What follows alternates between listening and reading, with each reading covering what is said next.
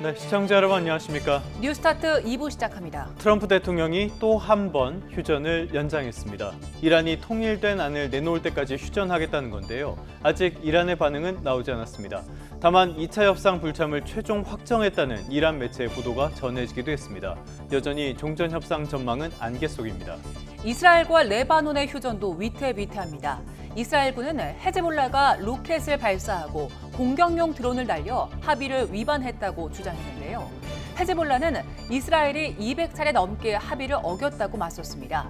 여전히 중동 상황은 일촉즉발인 셈입니다. 그럼 이 시각 주요 뉴스부터 살펴보겠습니다.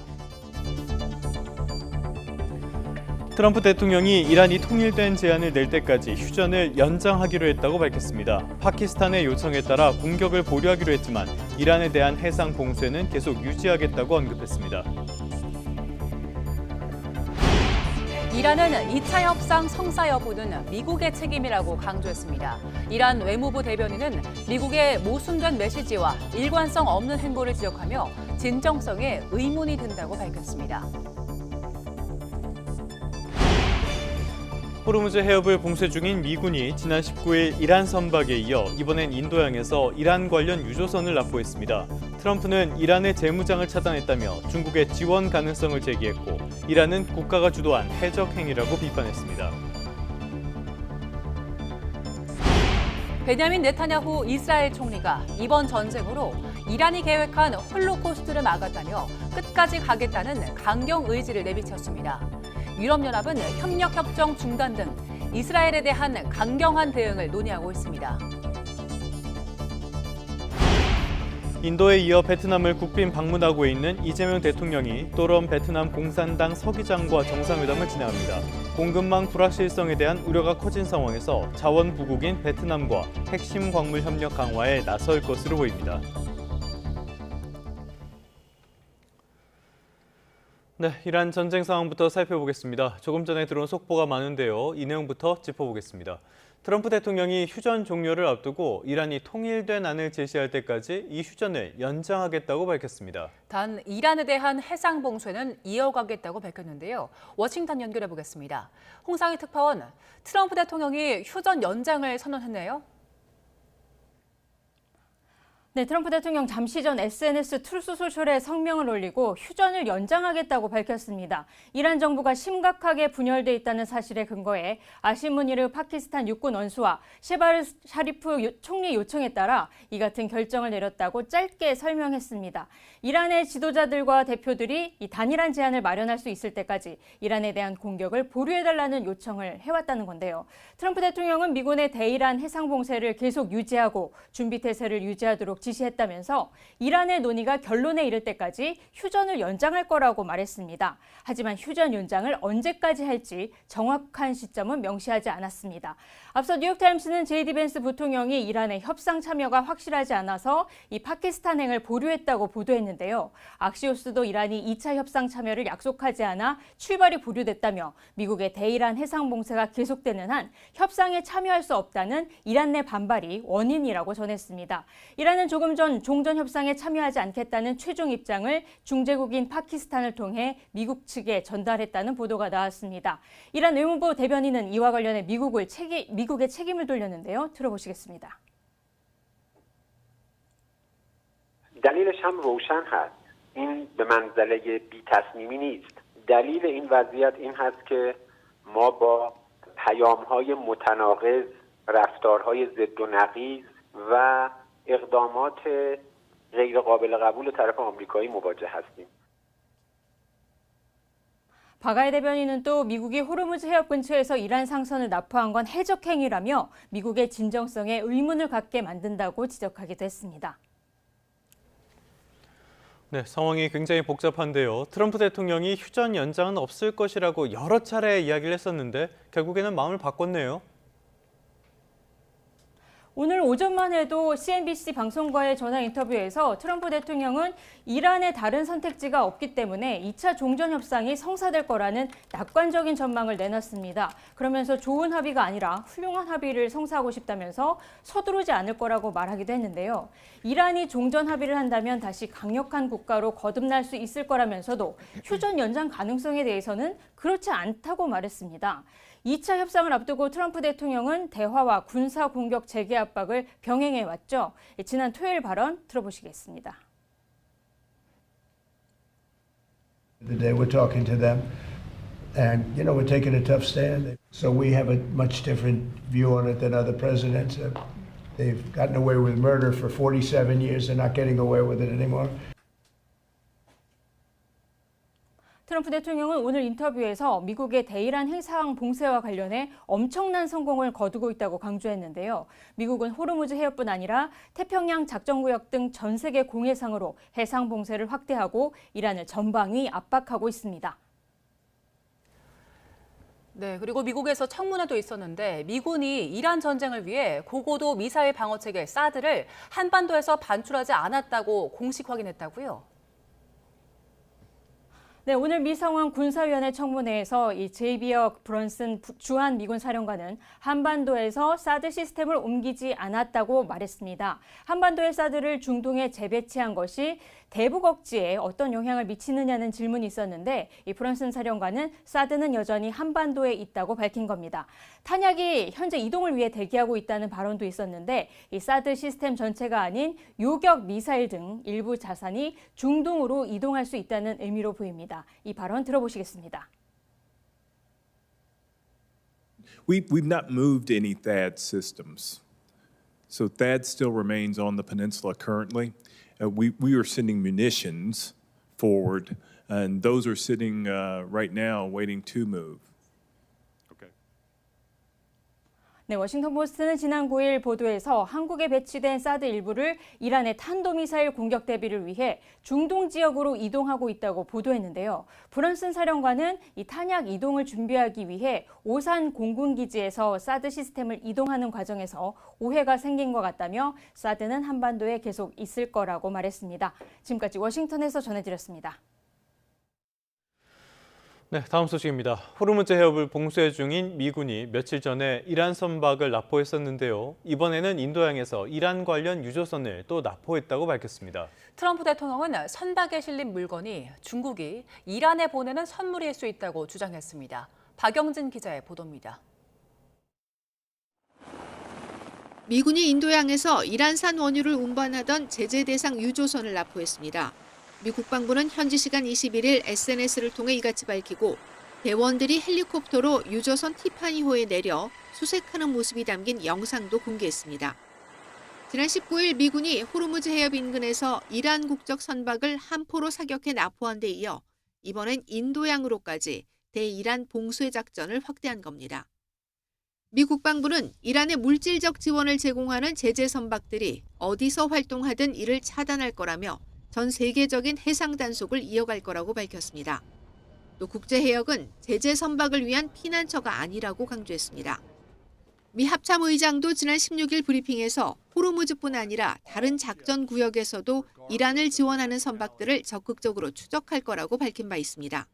We are also conducting similar maritime interdiction actions and activities in the Pacific AOR against those ships that left that area before we began the blockade.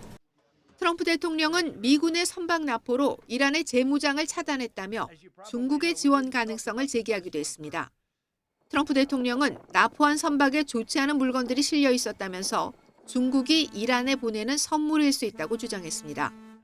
그러면서 시진핑 주석과 좋은 관계이고 서로 이해하고 있다고 생각했는데 좀 놀랐다고도 말했습니다. 트럼프 대통령의 이 같은 언급은 미군의 호르무즈 봉쇄가 중국과 이란을 차단하기 위한 것이란 분석에도 힘을 싣는 것이어서 5월로 예정된 미중 정상회담에도 어떤 영향을 미칠지 주목됩니다.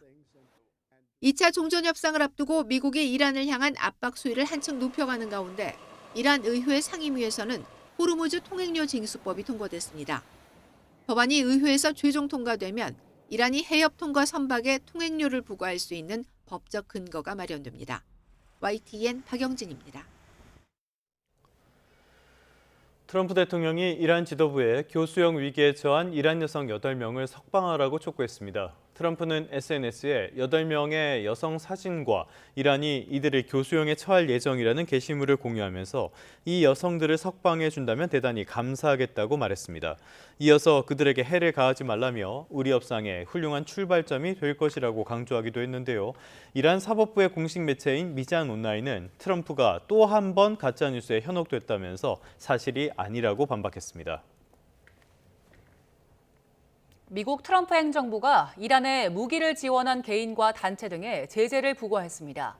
미 재무부 해외자산통제국은 현지 시간 21일 이란에 공격용 무인 항공기 부품을 조달하거나 탄도미사일 추진체 전구체를 조달한 혐의로 이란과 튀르키예, 아랍에미리트에 기반을 둔 개인 8명과 단체 4곳을 제재했다고 밝혔습니다. 그러면서 이번 제재가 이란에 대한 미 재무부의 제재 프로그램인 경제적 분노 작전의 일환이라고 설명했습니다. 네타냐후 이스라엘 총리가 이번 전쟁으로 이란이 계획한 홀로코스트를 막았다고 주장을 했습니다. 끝까지 가겠다는 강경 의지를 내비친 겁니다. 유럽연합은 이스라엘과 양자협력 협정을 중단하는 문제를 논의하는 한편 호르무즈 해협 봉쇄와 관련해 이란에 대한 제재도 강화하기로 했습니다. 런던에서 조수연 특파원이 보도합니다. 베냐민 네타냐후 이스라엘 총리는 헤즈볼라가 휴전을 위반했다며 레바논 남부에 다시 공습을 퍼부었습니다. 또 이란에서도 아직 할 일이 남아있다며 군사적 압박을 지속하겠다는 뜻을 분명히 했습니다. 네타냐후 총리는 이란 정부가 제2의 홀로코스트를 계획했다고도 주장하면서 단호한 행동으로 이를 막아냈다고 강조했습니다. יחד עם ידידתנו הגדולה ארצות הברית, ריסקנו מבעוד מועד את מכונת ההשמדה של המשטר האיראני. הרחקנו מעלינו איום קיומי מיידי. 유럽에서는 네타냐후 총리의 레바논 군사작전이 국제법 위반이라는 지적이 잇따르면서 이스라엘에 대한 강경론도 부상하고 있습니다. 스페인 등 일부 회원국의 요청으로 EU 외무장관들은 이스라엘과 협력 협정을 중단하는 논의에 착수했습니다. L'attitude d'Israël est totalement inacceptable, a entraîné le Liban dans une guerre qu'il n'a pas souhaitée. 그러나 독일, 이탈리아, 헝가리 등은 반대하는 등 회원국별로 입장이 엇갈리고 있습니다. 실제로 협정 중단으로 이어지진 않을 가능성이 크지만 전쟁의 영향으로 이스라엘의 유럽 내 입지가 약화할 것이라는 전망이 나옵니다. Also so etwas halten wir für unangebracht. Dennoch muss man natürlich mit Israel über die kritischen Fragen miteinander sprechen. EU 외무장관들은 또 호르무즈 해협 항행의 자유는 협상할 수 있는 문제가 아니라며 이란에 대한 압박도 이어갔습니다. EU 회원국들은 이란 정권에서 호르무즈 봉쇄와 관련해 책임이 있는 이들을 겨냥한 제재를 강화하기로 뜻을 모았습니다. 런던에서 YTN 조수연입니다. 이렇게 불확실성이 이어지는 와중에도 어제 코스피가 역대 최고 기록을 새로 썼습니다. 미국과 이란이 결국에는 합의에 이를 거란 낙관론 속에 국내 반도체 기업들의 실적 기대와 돌아온 외국인 매수세가 지수 상승을 이끌었습니다. 차유정 기자의 보도입니다. 종전 협상 재개 여부를 둘러싼 불확실성 속에 뉴욕 증시는 소폭 하락 마감했지만 국내 증시 상승세는 출발부터 매서웠습니다. 전장보다 1.34% 상승한 6,302로 출발한 코스피는 개장 직후 오름폭을 키우더니 오전 9시 10분쯤 6,355를 기록하며 장중 전고점을 2달 만에 돌파했습니다. 오후 들어서도 상승폭을 조금씩 키워나간 코스피는 6,380선을 넘으며 사상 최고치에서 장을 마쳤습니다. 미국과 이란이 결국엔 합의에 이를 거란 낙관론이 팽배한 가운데 주요 기업들의 실적 발표를 앞두고 반도체주와 2차 전지 대형주들이 탄력받았기 때문입니다. SK하이닉스는 장중 122만 8천 원까지 올라 역대 최고가를 새로 썼고 삼성전자도 2% 넘게 상승 마감했습니다. 시장은 일단 지금 완전히 전쟁 끝난 거 아니지만 전쟁 끝날 거라고 좀 믿고 있는 것 같아요. 반도체 수요라든가. 그래서 이제 그런 것들이 또 우리나라 지금 오늘 하이닉스도 또 신고가를 만들었고. 외국인의 강한 매수세도 한몫했습니다. 외국인은 하루에만 1조 3천억 원 가까이 순매수했고 원달러 환율 역시 위험선호 심리 회복으로 한 달여 만에 1,460원대로 내려왔습니다. 코스피가 역대 최고가를 경신한 가운데 폭발적인 인공지능 반도체 수요 호조 덕에 글로벌 투자은행들 역시 한국 증시에 대한 눈높이를 빠르게 끌어올리는 모습입니다. 휴전 시한 만료를 앞두고 신경전을 벌이는 상황은 여전한 변수지만 시장 관심이 전쟁 리스크에서 기업 실적으로 옮겨가는 분위기 속에서 국내 증시에 대한 장밋빛 전망이 짙어지는 모양새입니다. YTN 차유정입니다. 종전 협상을 둘러싼 불확실성이 이어지면서 국제 유가가 이틀 연속으로 급등했습니다. 런던 ICE 선물 거래소에서 6월 인도분 브렌트유 선물은 배럴당 98.48달러로 전장보다 3.14% 상승했습니다. 뉴욕 상업거래소에서 5월 인도분 서부 텍사스산 원유는 2.81% 오른 배럴당 92.13달러에 마감했습니다. 네 번째 석유 제품 최고 가격 고시를 앞두고 정부가 민생 경제와 소비 감축 등을 종합적으로 고려해 가격을 결정하겠다고 밝혔습니다. 산업통상부 양기욱 산업자원안보실장은 중동전쟁 대응본부 브리핑에서 최고 가격제는 비상한 상황에 맞춰서 취한 비상조치라며 민생 경제와 재정 부담, 또 소비 감축과 유종별 소비 특성을 고려해서 결정할 수 있도록 준비하고 있다고 말했습니다. 특히 휘발유는 대부분 일반 소비자가 사용하지만 경유는 60%가량이 화물차나 농어민 등 생산 활동에 소비돼 유종별 특성을 고민하고 있다고 설명했습니다. 김민석 국무총리는 고유가 피해 지원을 포함한 추가 경정 예산 사업이 신속히 집행될 수 있도록 지방정부의 추경 편성 현황을 꼼꼼히 확인해달라고 행정안전부에 거듭 주문했습니다. 김 총리는 정부 서울청사에서 주재한 국무회의에서 전쟁 추경의 생명은 속도라면서 이같이 말했습니다. 다음 소식입니다. 인도에 이어서 베트남을 국빈 방문하고 있는 이재명 대통령이 또럼 베트남 공산당 서기장과 오늘 정상회담을 진행합니다. 공급망 불확실성에 대한 우려가 커진 상황에서 자원 부국인 베트남과 핵심 광물 협력 강화에 나설 걸로 보입니다. 강진원 기자의 보도입니다. 하노이 노이바이 공항에 착륙한 공군 1호기에서 이재명 대통령과 김혜경 여사가 내립니다. 또럼 공산당 서기장 연임 이후 처음 맞게 된 국빈을 베트남 측은 예를 갖춰 환대합니다. 마찬가지로 이재명 정부의 첫 국빈이었던 또럼 서기장을 이 대통령이 오늘 다시 만납니다. 지난해 8월 한국에서 열린 한 베트남 정상회담 이후 8개월 만입니다. 새 정부 출범 후 약 2달 만에 첫 번째 손님으로 당 서기장님을 맞이하게 돼서 매우 뜻깊게 생각합니다. 양국 정상의 이번 회담 최대 화두는 경제협력 강화입니다. 오는 2030년까지 교역액 1,500억 달러 달성을 목표로 인프라와 원전 등 분야에서 실질적 교류 확대 방안이 우선 논의될 거로 보입니다. 과학기술과 기후변화 대응, 인재 양성 분야에서도 관계 증진의 청사진이 마련될 수 있습니다. 특히 희토류 등 핵심 광물 부국으로 꼽히는 베트남과 협력을 통해 공급망 불확실성을 줄이는 계기가 마련될지 관심이 쏠립니다. 글로벌 불확실성이 커지는 가운데 에너지와 공급망 안정, 핵심 광물 협력 등 경제안보 파트너십 구축을 위한 소통도 강화해 나갈 것입니다. 중동 전쟁이 촉발한 원유와 나프타 수급 차질 등 에너지 공급망 위기를 극복하기 위한 공조 방안이 다뤄질 가능성도 있습니다. 청와대는 정상 간 상호 방문이 조기에 실현되면서 한국과 베트남의 관계 발전에도 새로운 전기가 마련될 거로 기대하고 있습니다. 하노이에서 YTN 강준원입니다. 네, 계속해서 정치권 소식도 짚어보겠습니다. 지방선거를 40여일 앞두고 더불어민주당의 정청래 대표는 경남 통영을 찾았습니다. 국민의힘 장동혁 대표는 정부 외교 논란을 부각하며 공중전에 나섰습니다. 박희재 기자의 보도입니다. 더불어민주당 정청래 대표가 지도부를 이끌고 1박 2일로 경남 통영의 섬마을 욕지도를 찾았습니다. 배도 타고 땡볕에서 고구마도 심으면서 불경 가운데 가장 집중해야 할 게 경남이라고 지방선거 탈환 의지를 드러냈습니다. 욕지도에서 시작한 파란 바람이 경상남도를 파랗게 물들일 때까지 최선을 다하도록 하겠습니다. 국민의힘 장동혁 대표는 아침 일찍 이재명 대통령이 미국과 헤어질 결심을 했다. 친북 한중동맹이라며 SNS 고공전에 나섰습니다. 이어 정동영 통일부 장관의 민감정보 논란을 부각하며 한미동맹 위기는 설이 아닌 실이라고 거듭 외교 잡음을 파고들었습니다. 미국에서 돌아온 뒤 첫 외부 일정으로는 한국 노총을 찾았고 만 70세 이상 노인이 출퇴근 시간을 빼면 시내버스를 무료로 탈 수 있는 공약도 발표했습니다.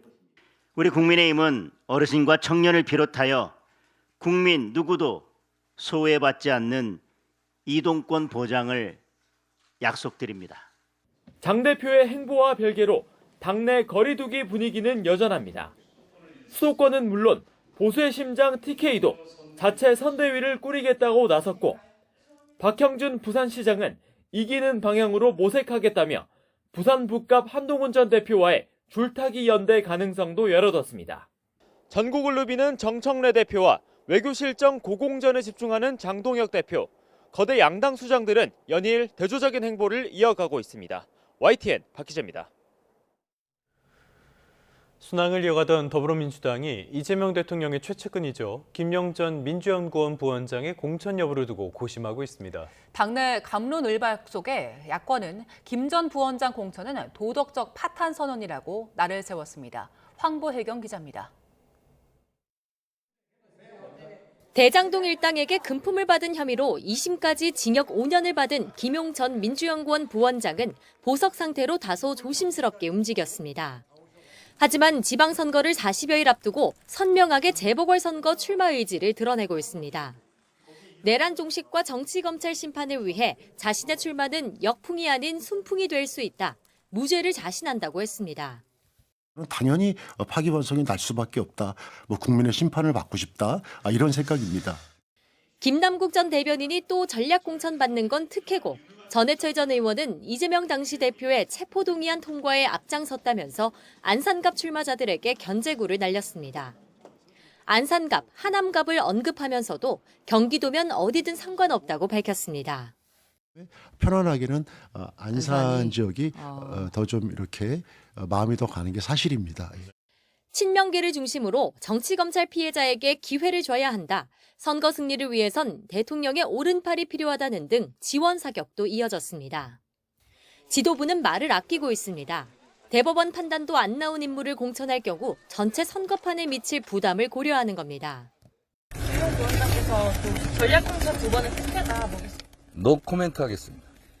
국민의힘은 유죄 확정 판결이 불보듯 뻔한 범죄자를 공천하는 건 가당치도 않다며 화력을 집중했습니다.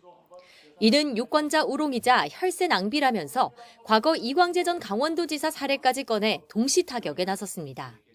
최대 1년 이내 의원직 상실이 예정되어 있는 사람을 더불어민주당이 공천한다면 그 자체로 더불어민주당은 도덕 파탄 정당 선언이 대여 공세와 달리 공천 작업은 더디기만 한데 16개 광역단체장 가운데 11곳만 그것도 현직으로 확정했고 재보궐은 아직 논의 테이블에 오르지 못한 상태입니다.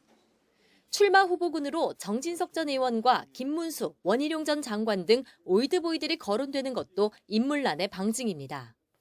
평택을 출마를 선언한 조국혁신당 조국 대표는 배우자 정경심 교수와 함께 전입신고를 마치며 평택에 뿌리를 내리겠다고 밝혔습니다.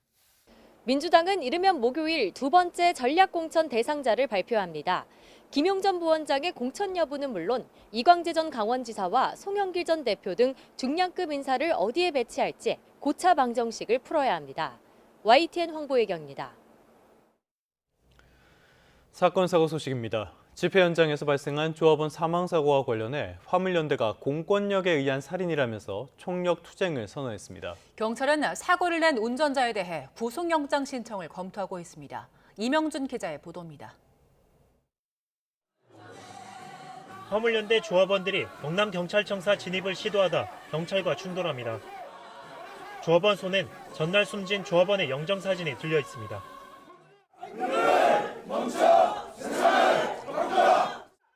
물류센터에서 빠져나오는 물류 차량을 막던 조합원 3명이 숨지거나 다친 사고에 대해 항의하는 겁니다. 화물연대는 이번 사고를 BGF 리테일과 공권력의 살인 행위라고 규탄하며 책임자 처벌을 촉구했습니다. 경찰 공무원이 차량 사고라고 사람이 딱 깔렸는데 그거는 무시하고 다른 차가 지나가있고 그것만 안전조치를 하고 있습니다. 이 사람이 죽든 말든. 경찰은 전담 수사반을 꾸리고 물류 차량을 운전한 비조합원 40대 남성 A씨를 상대로 경위를 파악하고 있습니다. A씨는 경찰 조사에서 조합원들을 친 혐의를 인정한 것으로 파악됐습니다.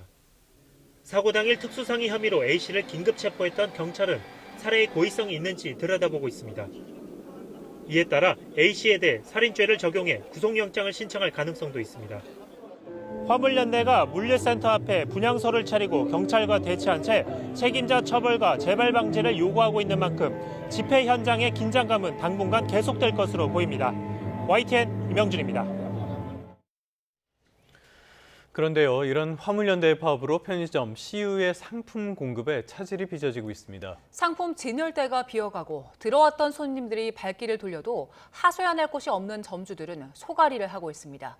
이수빈 기자의 보도입니다. 상품을 싣고 내리는 작업 공간을 화물차들이 가로막았습니다. 화물연대 조합원들이 편의점 CU로 상품을 배송해주는 물류센터를 점거한 겁니다. 물류 차질을 빚은 지 벌써 보름째. 경기도 안성에 있는 한 편의점은 사흘 만에 겨우 빈 매대를 채웠습니다. 이거 안성 세트에서 와야 되는데 지금 세종 왔어요. 그럼 이제 들어오는 시간이 지연이 돼버리지. 물건도 제대로 안 들어오고 발주대로도 안 들어오고. 용인에 있는 또 다른 편의점도 사정은 비슷합니다.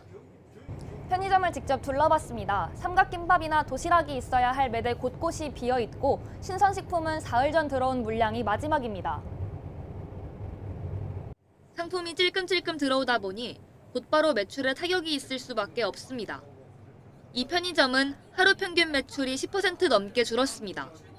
그렇죠. 경쟁업체가 여기 이제 한 3군데 되는데 우리 회사만 그렇잖아요. 지금 그러다 보니까 아무래도 뭐 좀 예외사항이 있는데 손님 반응은 뭐 시무룩해요. 없구나 하고 가버려요.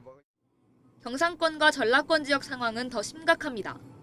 지난 주말부터는 상품 공급이 아예 끊긴 곳도 있는데 당장 다음 달 생계를 걱정해야 할 지경입니다.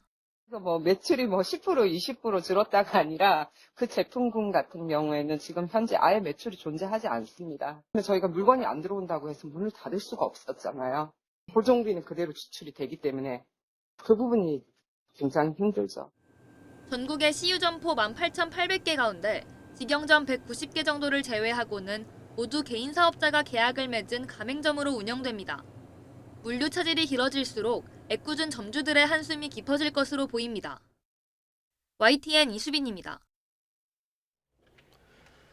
인천에서 20개월 영아를 방치해서 숨지게 한 혐의로 구속 기소된 20대 친모의 첫 재판이 열렸습니다. 친모 측은 첫째 딸을 방임한 사실은 인정하면서도 둘째 딸의 사망에 대한 고의성 여부는 다시 살펴봐야 할 것 같다고 주장했습니다. 배민혁 기자입니다. 연녹색 수의를 입은 20대 친모 A씨는 덤덤한 얼굴로 자신의 아동학대 살해 등 혐의 첫 재판에 출석했습니다. 검사가 공소사실을 낭독할 때도 국민 참여 재판을 원하지 않는다고 대답할 때도 큰 표정의 변화는 없었습니다. A씨 측 변호인은 첫째 딸을 방임한 혐의는 인정한다면서도 둘째 딸을 살해할 고의가 있었는지에 대해서는 다툼의 여지를 남겼습니다. A씨는 지난 1월부터 길게는 67시간이 넘도록 굶기기도 하는 등 아이를 제대로 돌보지 않아 살해한 혐의로 재판에 넘겨졌습니다. 이로 인해 건강이 급격하게 나빠진 아이가 숨지기 직전에도 A씨는 105시간이 넘게 아이를 홀로 두고 놀이공원 등으로 외출했던 것으로 드러났습니다. 아이의 사망 당시 체중은 4.7kg으로 또래 여아의 평균 몸무게의 절반도 되지 않을 정도였습니다. 검찰은 이 과정에서 A씨가 기본적인 양육 방법을 알고 있었고 사망 가능성을 인지하고 있었다고 판단해 아동학대 치사 혐의를 살해 혐의로 변경해 기소했습니다.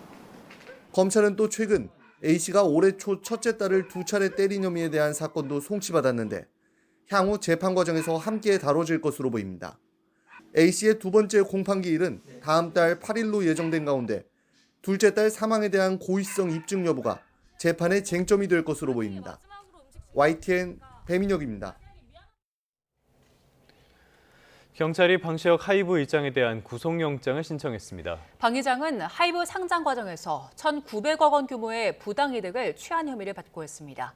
표정우 기자입니다. 경찰이 하이브 상장 과정에서 투자자들을 속여 부당이득을 챙긴 혐의로 방시혁 의장에 대해 구속영장을 신청했습니다. 내사 착수 1년 4개월 만에 신병 확보에 나선 겁니다. 제 일로 인해 심려를 끼쳐드려 송구합니다.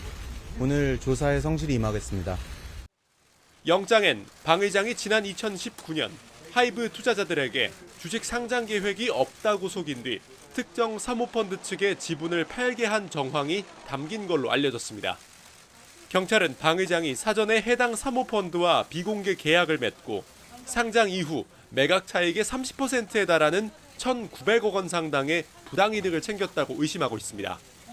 지난해 6월부터 11월까지 한국거래소와 하이브 등을 압수수색한 데 이어 방 의장을 출국 금지한 뒤 보유 주식 1,500억 원어치를 동결하기도 했습니다. 하지만 마지막 5차 소환조사 이후 5달 넘게 별다른 진전이 없어 늑장 수사 아니냐는 비판이 제기되기도 했지만 법리 검토에 공을 들였다는 게 경찰 설명입니다. 수사 과정에서 주한 미 대사관이 경찰에 방 의장의 미국 방문 협조를 요청한 사실이 알려져 논란이 일기도 했는데 이번 신병 확보 시도로 사실상 무산됐다는 전망입니다.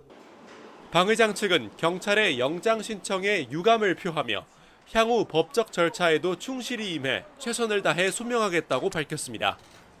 검찰은 경찰의 구속영장을 검토한 뒤 청구 여부를 결정할 방침입니다. YTN 표정우입니다. 병역법을 위반한 혐의를 받는 가수 송민호 씨에 대해서 검찰이 징역 1년 6개월을 구형했습니다. 송 씨는 기회가 있으면 재복무해 국방의 의무를 마치고 싶다고 밝혔습니다. 송수연 기자입니다. 아이돌 그룹 위너의 멤버 송민호 씨는 법원에 출석하며 깊이 반성한다고 밝혔습니다. 군복무를 소홀하게 한 점은 반성하시나요? 네, 깊이 반성하고 있습니다. 오늘 재판에서 어떤 점 소명하시나요? 많은 분들께 실망시켜드려서 너무 죄송하고 성실히 재판 잘 받고 오겠습니다. 이어진 재판에서도 사회복무요원으로 부실하게 근무한 혐의를 모두 인정했습니다. 검찰은 송 씨가 장기간 무단결근은 물론 감독기관에 허위로 소명했다며 징역 1년 6개월을 선고해달라고 재판부에 요청했습니다. 최후 진술에서 송 씨는 어리석었던 선택에 큰 후회만 남아있다며 재복무의 기회가 주어진다면 끝까지 성실하게 마치고 싶다고 밝혔습니다. 어떤 처벌이 있던 겸허히 받아들이고 인정하는 바입니다. 재복무 하신다는 것도 진심이신 걸까요? 네, 맞습니다.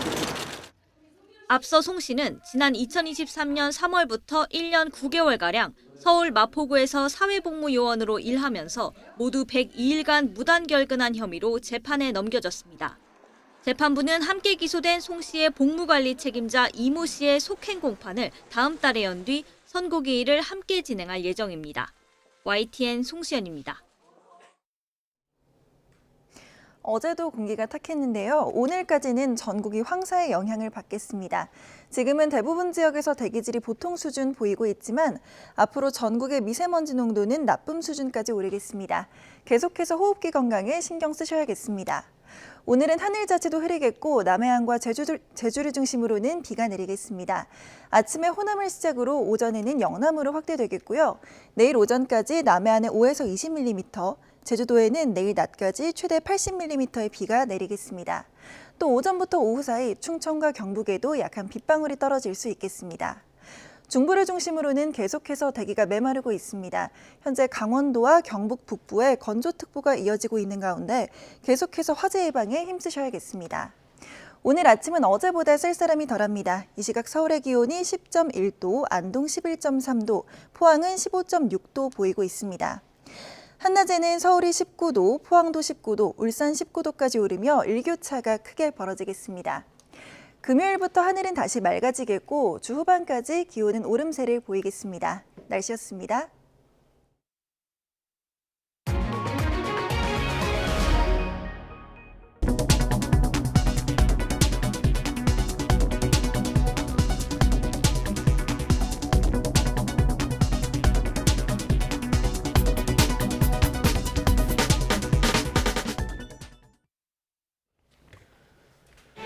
이 시각 주요 뉴스입니다. 트럼프 대통령이 이란이 통일된 제안을 낼 때까지 휴전을 연장하기로 했다고 밝혔습니다. 파키스탄의 요청에 따라 공격을 보류하기로 했지만 이란에 대한 해상 봉쇄는 계속 유지하겠다고 언급했습니다. 이란은 2차 협상 성사 여부는 미국의 책임이라고 강조했습니다. 이란 외무부 대변인은 미국의 모순된 메시지와 일관성 없는 행보를 지적하며 진정성에 의문이 든다고 밝혔습니다. 호르무즈 해협을 봉쇄 중인 미군이 지난 19일 이란 선박에 이어서 이번엔 인도양에서 이란 관련 유조선을 납포했습니다. 트럼프 대통령은 이란의 재무장을 차단했다며 중국의 지원 가능성을 제기했고 이란은 국가가 주도한 비해적 행위라면서 비판했습니다. 인도에 이어 베트남을 국빈 방문하고 있는 이재명 대통령이 또럼 베트남 공산당 서기장과 정상회담을 합니다. 공급망 불확실성에 대한 우려가 커진 상황에서 자원 부국인 베트남과 핵심 광물 협력 강화에 나설 걸로 보입니다. 네, 다시 중동 상황부터 짚어보겠습니다. 트럼프 대통령이 휴전 연장은 없다던 기존의 입장을 뒤집고 이란과의 휴전을 연장한다고 밝혔습니다.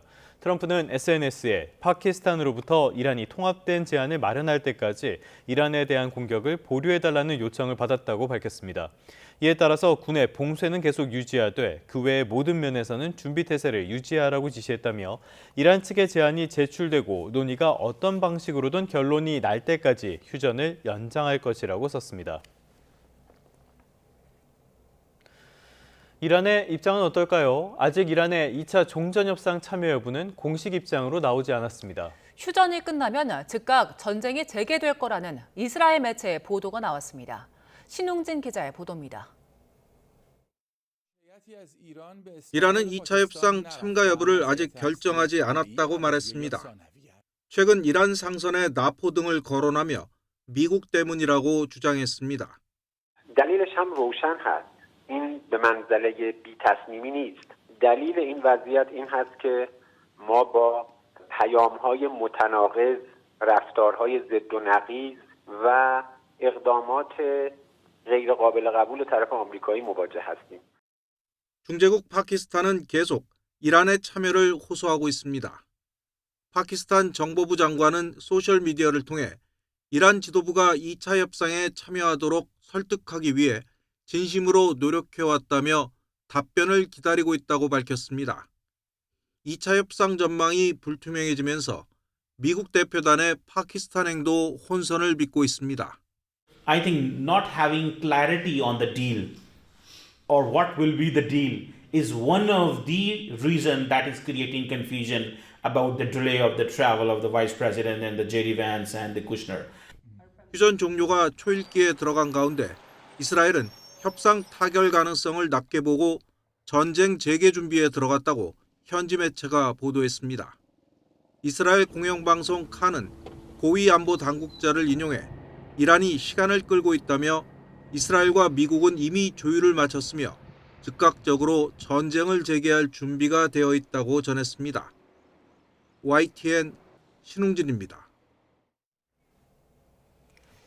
이란 협상단이 현지 시간 22일로 예정된 2차 종전협상에 참여하지 않겠다는 최종 입장을 중재국인 파키스탄을 통해 미국 측에 전달했다는 소식도 들어왔는데요.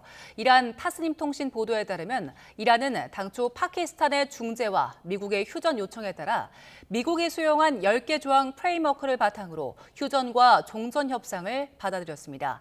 그러나 미국은 합의 직후부터 약속을 어기기 시작했다는 게 이란 측의 우선적인 불참 사유라고 통신은 보도했습니다.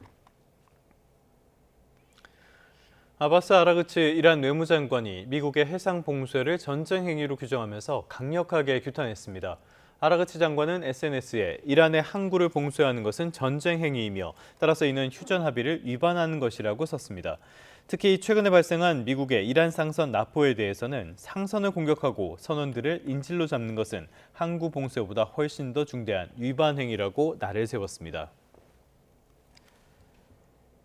이스라엘군이 친이란 무장정파 헤즈볼라가 레바논 남부에 주둔 중인 자국군을 향해 로켓을 발사하고 이스라엘 본토로 드론을 날리는 등 휴전 합의를 위반했다고 주장했습니다. 이스라엘군은 현지 시간 21일 헤즈볼라가 이스라엘이 점령 중인 보안구역에 배치된 부대를 겨냥해 여러 발의 로켓을 쏘았다며 이에 대응해 로켓 발사 지점을 타격했다고 밝혔습니다. 또 이와 별개로 레바논 접경 지역에서 울린 공습 사이렌 역시 실제 상황이었다고 덧붙였습니다.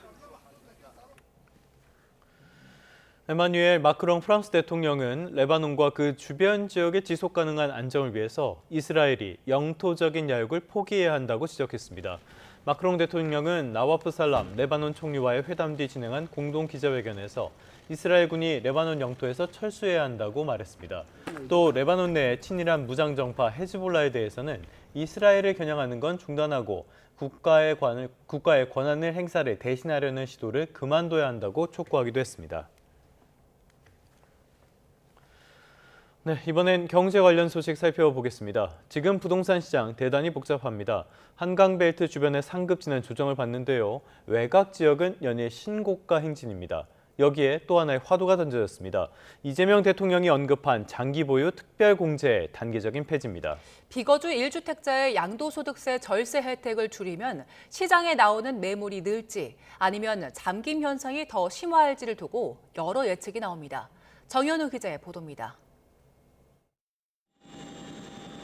이재명 대통령의 언급으로 장기 보유 특별공제제도 폐지는 부동산 시장의 가장 큰 화두로 떠올랐습니다. 현행 체계는 1주택자가 주택을 팔 때 매매 차액에 붙는 양도소득세를 10년 이상 보유한 경우엔 최대 40%를, 또 10년을 실거주했다면 40%까지 더 줄여줍니다. 최대 80% 감세된다는 의미인데, 이러한 보유와 실거주 두 가지 기준 가운데 이 대통령은 보유기간에 붙는 혜택을 직격했습니다. 투기 목적인 비거주 1주택자가 집을 오래 갖고 있었다고 세금을 깎아주는 건 정의와 상식에 어긋난다고 비판했습니다. 이에 따라 보유 요건에 대한 세금 혜택만 없애는 경우를 가정해서 계산했습니다. 현행 제도에선 10년 전에 산 10억짜리 주택에 2년만 실거주하고 40억 원에 판 1주택자가 부담해야 하는 양도세는 4억 6천만 원입니다. 하지만 보유기간 10년에 대한 절세 혜택을 아예 없앤다면 양도세는 7억 9천만 원까지 불어납니다. 이 대통령은 장특공제 단계적 폐지를 예고하고 양도소득세를 점차 늘린다면 주택 매물을 유도할 수 있을 것으로 내다봤습니다. 전문가들도 상당한 세금 부담이 현실로 다가올 고가 주택자 위주로 매물을 내놓을 가능성이 높다고 분석합니다. 강남권이나 한강벨트의 장기 보유자나 고령자들은 차익 목적에서 유예기간 내에 이제 매물을 내놓을 가능성이. 다만 매도 차익을 들고 상급지로 가려는 의지가 강한 1주택자의 경우 늘어난 세금 부담에 매물을 팔지 않을 것이란 관측이 나옵니다.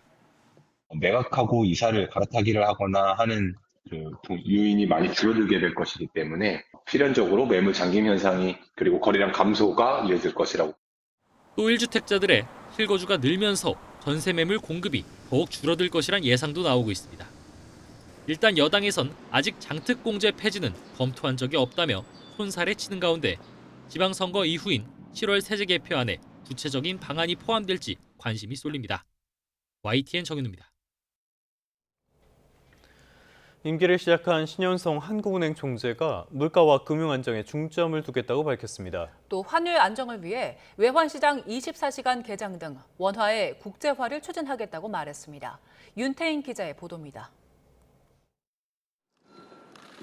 이재명 대통령의 임명한 재가로 신현송 한국은행 신임 총재가 4년간의 임기를 시작했습니다. 신 총재는 취임 일성으로 우리 경제의 대내외 여건이 녹록지 않다며 중동 전쟁으로 물가 상승 압력과 경기 하방 압력이 동시에 나타났다고 강조했습니다. 이어 물가와 금융 안정, 건전성 지표를 활용한 조기 경보 기능 강화 등 중점 추진 과제들을 설명했습니다. 우선 중동 전쟁에 따른 공급 충격으로 물가와 성장 경로의 불확실성이 한층 커진 만큼 신중하고 유연한 통화정책 운영을 통해 물가 안정과 금융 안정을 도모해 나가야 합니다. 앞서 인사청문회에서 과도한 환율 상승은 바람직하지 않다고 밝힌 신 총재는 외환시장 24시간 개장과 역의 원화결제 시스템 구축 등으로 원화 국제화를 추진하고 중앙은행 디지털 화폐와 예금 토큰 활용도 제고 등 디지털 화폐 생태계를 조성하겠다고 말했습니다. 원화 국제화, 지급결제 혁신, 거시 건전성 체계, 그러니까 삼각축을 이루어 시너지를 낼 수 있도록 정부와 함께 노력해 나가겠습니다. 전임 이창용 전 총재가 지속적으로 강조해왔던 경제의 구조개혁 과제에 대해서도 언급하며 중앙은행이 적극적인 역할을 해야 한다고 강조했습니다. 구조적 문제는 통화정책 운영의 여건을 이루는 핵심 변수입니다. 경제 구조가 달라지면서 경제 현실과 경제 주체들의 인식 사이에 괴리가 커질 경우 통화정책의 파급 경로에까지 영향을 미칠 수 있습니다. 신 총재가 주재하는 첫 금융통화위원회는 다음 달 28일 열릴 전망입니다.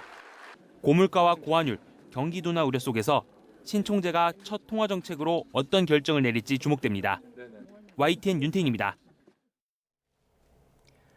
내년 최저임금을 결정하기 위한 최저임금위원회 첫 전원회의에서 민주노총 소속 근로자위원 4명이 권순원 위원장 선임에 반발해 퇴장했습니다.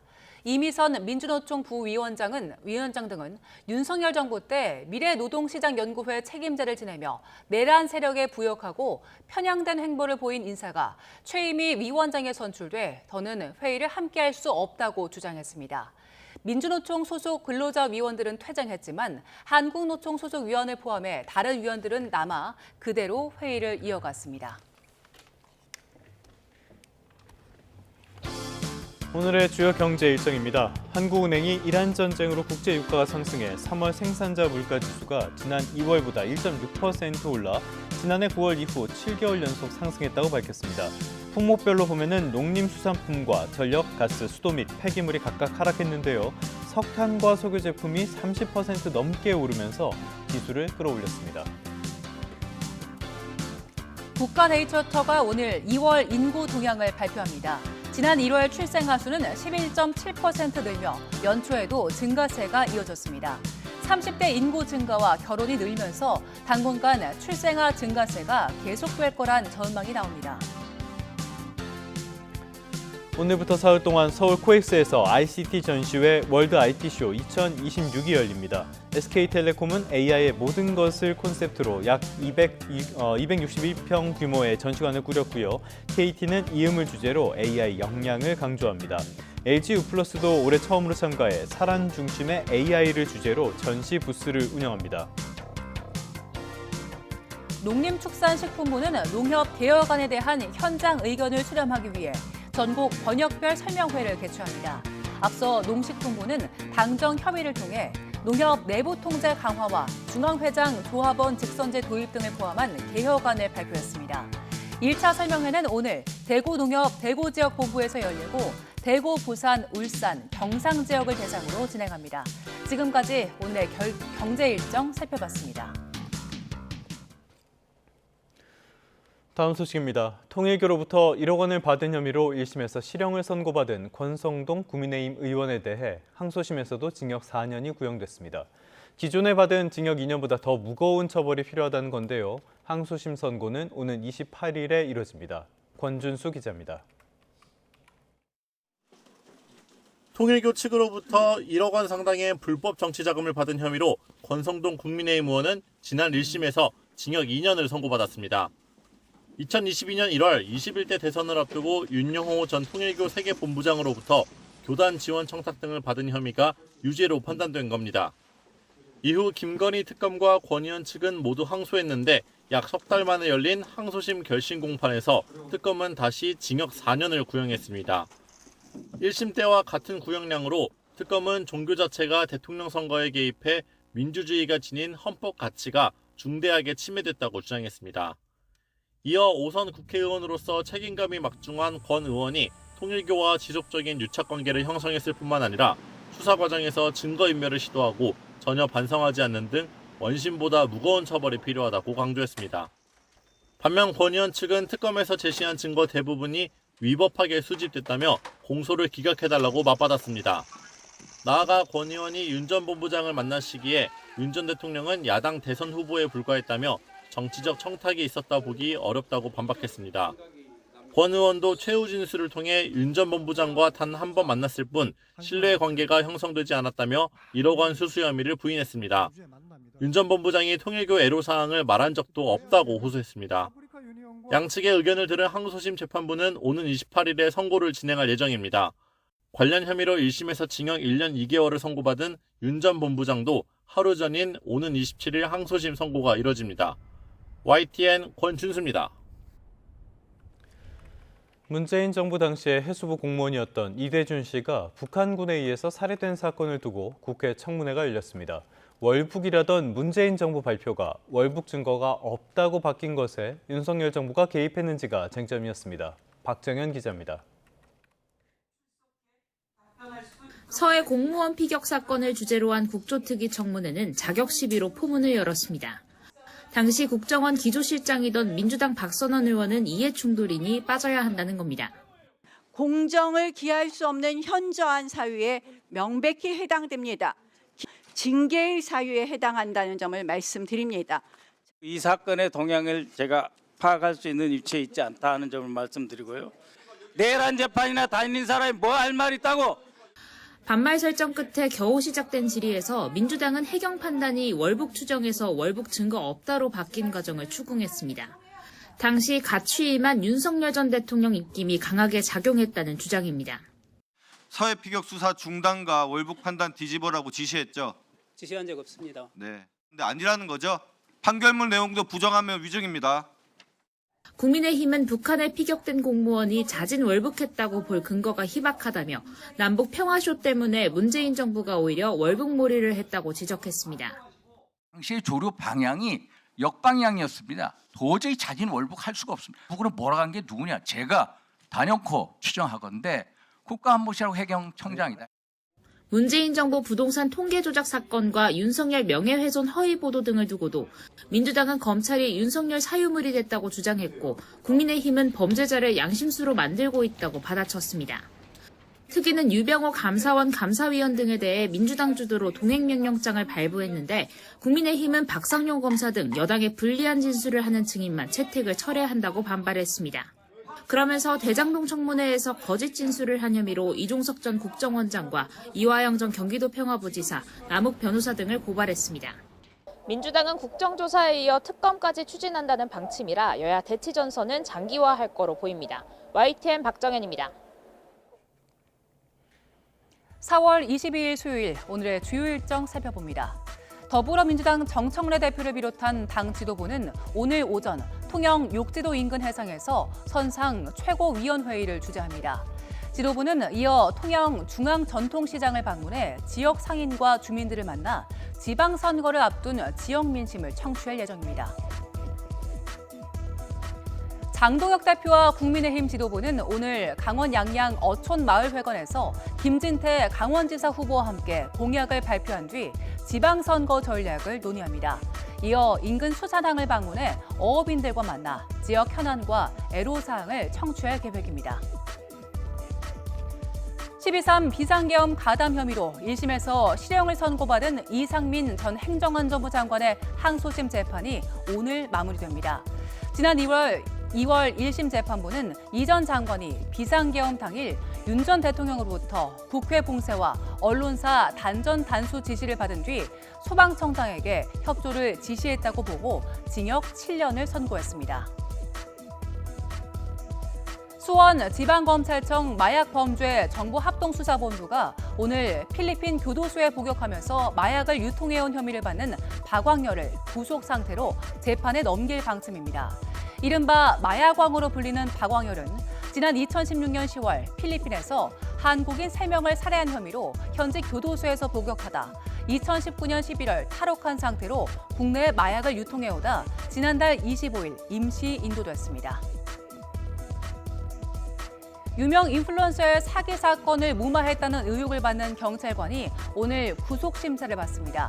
강남경찰서 수사 1과 팀장이었던 송경감은 인플루언서 A씨 남편 이모 씨에게 뇌물을 받고 관련 수사를 무마한 혐의를 받습니다. 지금까지 오늘의 주요 일정이었습니다. 캄보디아에서 범죄단체 조직원으로 활동하다가 국내로 송환된 피고인들이 1심에서 모두 징역형을 선고받았습니다. 재판부는 피해가 광범위하고 사회적인 폐악이 매우 커 엄벌이 필요하다고 밝혔습니다. 오승훈 기자입니다. 마스크로 얼굴을 가린 사람들이 법정을 줄줄이 빠져나옵니다.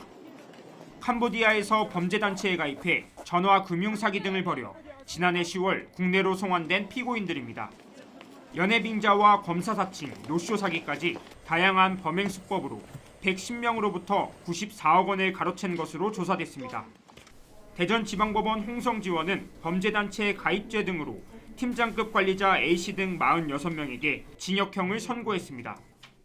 팀장급에게는 최대 징역 10년이, 조직원들은 범행 가담 정도에 따라 최소 1년 8개월이 선고됐습니다. 1심 선고가 내려진 건 피고인들이 국내로 송환된 지 6개월 만입니다. 재판부는 피고인들이 범죄단체 조직에 가입한 뒤 치밀하고 조직적으로 범행에 가담한 것으로 판단했습니다. 피해가 광범위해 사회적 폐악이 매우 크고 수많은 피해자가 경제적 손해와 함께 정신적 후유증을 겪고 있다고 양형 이유를 설명했습니다. 또 피고인 대부분이 용서받지 못해 죄책이 상당히 무겁다고 덧붙였습니다.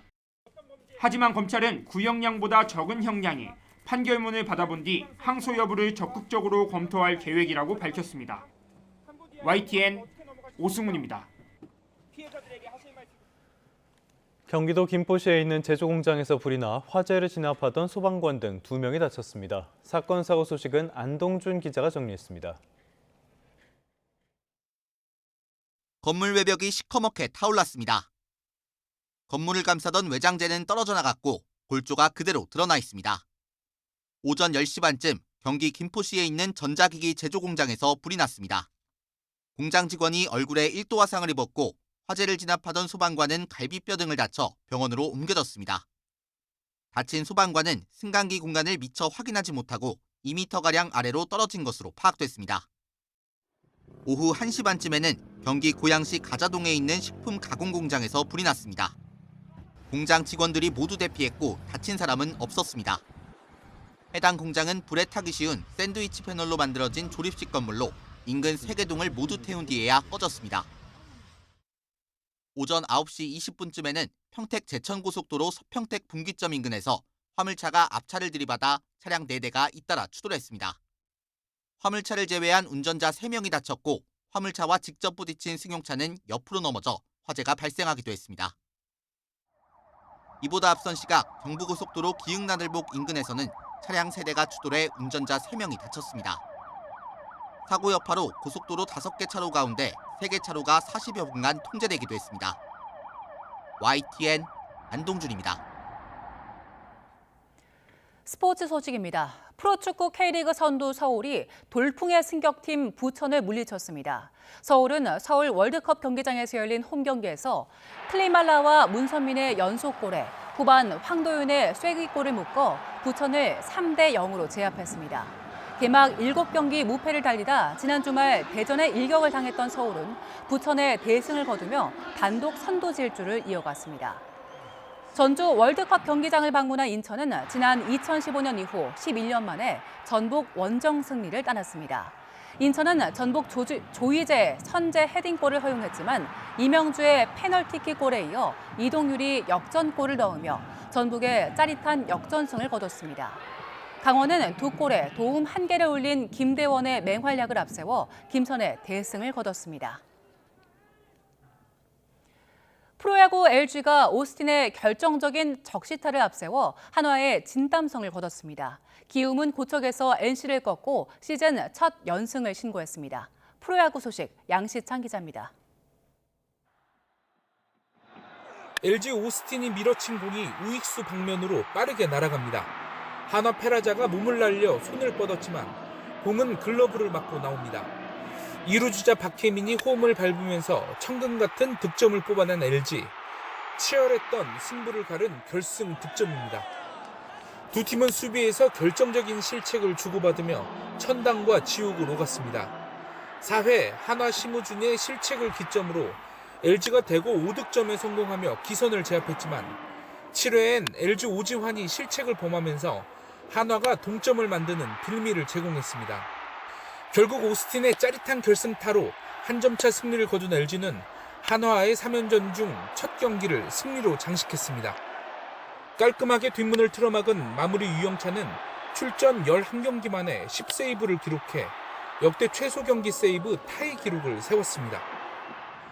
부산 원정을 떠난 두산은 1년 7개월 만에 국내 마운드에 복귀한 벤자민이 4와 3분의 2이닝을 무실점으로 막으며 롯데를 제압하고 3연승을 달렸습니다.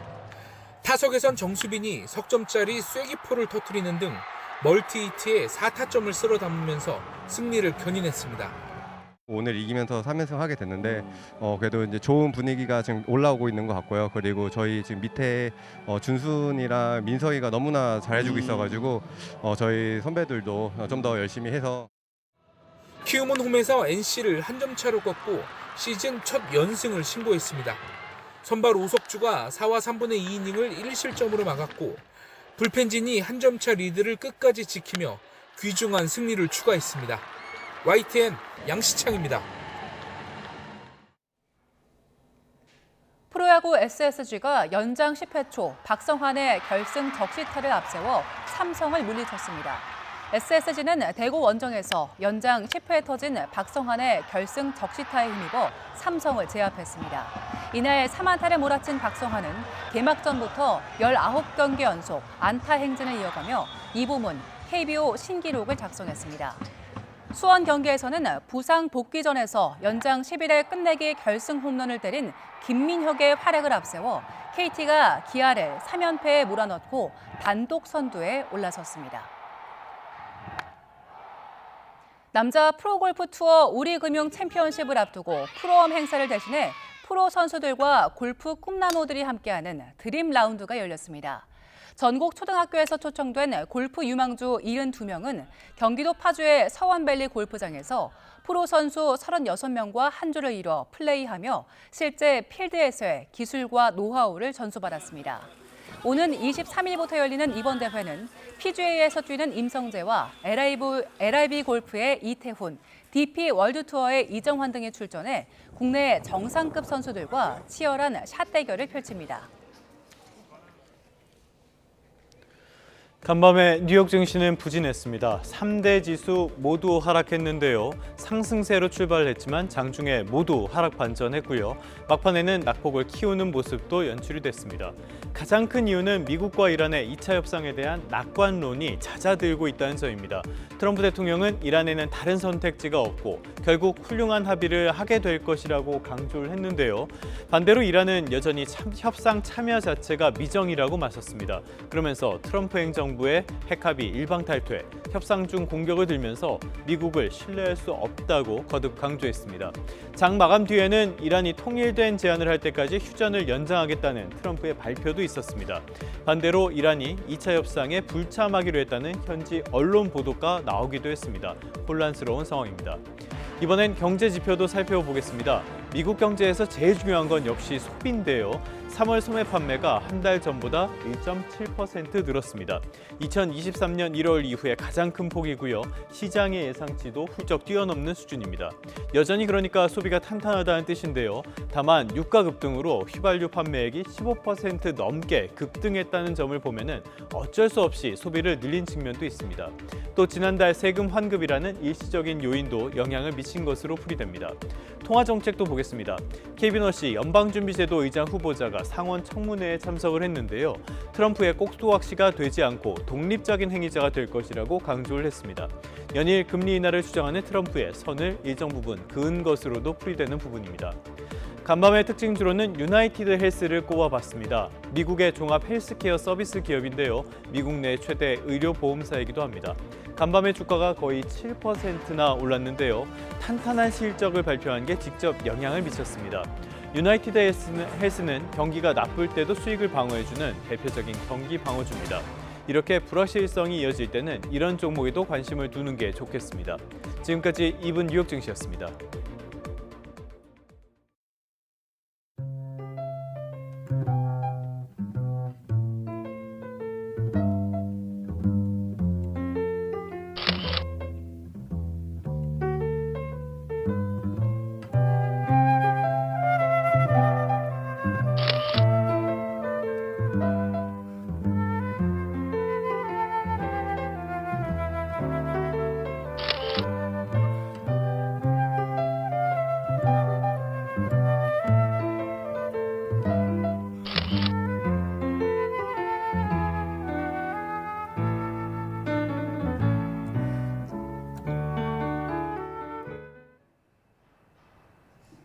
오늘까지는 전국이 황사의 영향을 받겠습니다.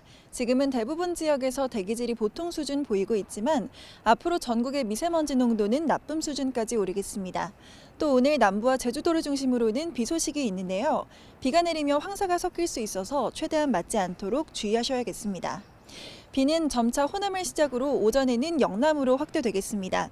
내일 오전까지 광주와 전남, 경남 남해안에 5에서 20mm, 제주도는 내일 낮까지 최대 80mm의 비가 내리겠고 오전부터 오후 사이 충청과 경북에도 약한 빗방울이 스칠 수 있겠습니다. 오늘 아침은 어제보다 쌀쌀함이 덜합니다. 현재 서울 기온이 9.9도, 대구 12.7도로 예년 수준 보이고 있고요. 낮 기온은 서울이 19도, 대전과 전주 18도로 기온의 일교차가 크게 벌어지겠습니다. 금요일부터는 다시 하늘이 맑아지겠고 주 후반까지 기온은 오름세를 보일 전망입니다. 중부를 중심으로는 계속해서 대기가 메말라가는 가운데 현재 강원도와 경북 북부를 중심으로는 건조특보가 이어지고 있습니다. 바람도 강하게 불어서 화재 예방에 힘쓰셔야겠습니다. 지금까지 YTN 정수현입니다. 뉴스타트 3부 잠시 뒤에 이어집니다.